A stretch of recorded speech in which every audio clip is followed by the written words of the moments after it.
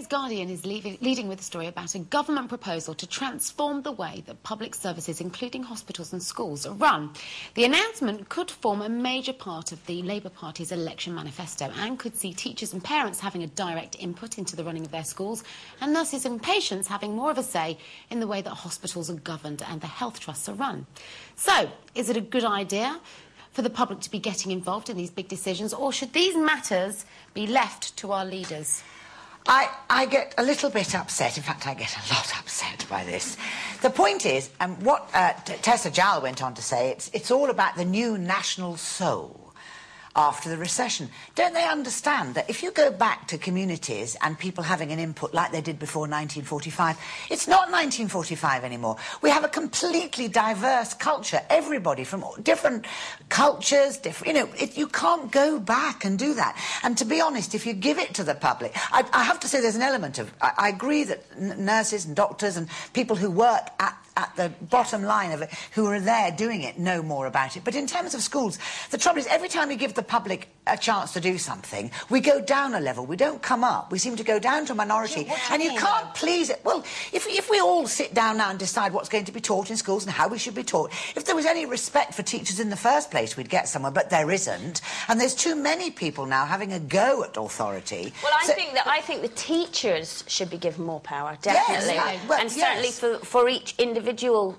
school should be taken into account, because there is so many rules, regulations, paperwork for the teachers to do, so many things they're not allowed to do because they'll have people on their back. Powers of discipline have been taken away from them. I think the teachers themselves should be given the power back. But I do agree with the manifesto about the hospitals. I think the patients and the nurses and the doctors should be the ones that make a lot of government offloading on the general public. There's a big difference between encouraging feedback and allowing people who aren't informed and educated to make big decisions.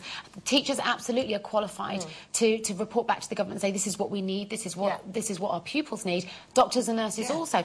But also, I think you're right. The social landscape has changed dramatically in this country. If you remember last year, because of my character in Waterloo Road, I got asked to do a documentary called Playing the Part, where I had to go back to my old grammar school and be a teacher for a week.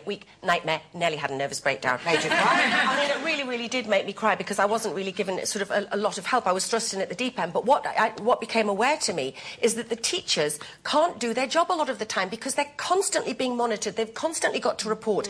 I used to, when I was a kid, I used to go in the staff room at a break or whatever to take a message or something, and they were always there having a bit of relaxation, cup of coffee. No time for that. They can't even, in the sort of spec that was given to me before, if I was talking to a student, I wasn't even allowed to lean over and have any physical contact with the student. You know what it's like with our kids at primary school. You can't have the blooming knit nurse go around, and all these powers have been taken away. And all this, but it's so naive to think that people will come together in a community when you've got people who have no money, who haven't worked for generations in a family. Why don't the government start understanding you need the state to organise it now so that people get their 106 quid or whatever it is, not on the dole, but from a job, encourage a small business. Well, you're not going to get people all sat going being nice to each other when one end of the scale nobody's got any money at all to put food on the table, and you've got somebody who's, God bless him, is very middle class and caring, telling, coming from a completely different... You need to shake up the apathetic voters, and I think you're expecting a lot of an apathetic public. And you need to give people a reason in life. Honestly, we were talking earlier that the parents should be on the side of the teachers. In our day, if we got to kick up the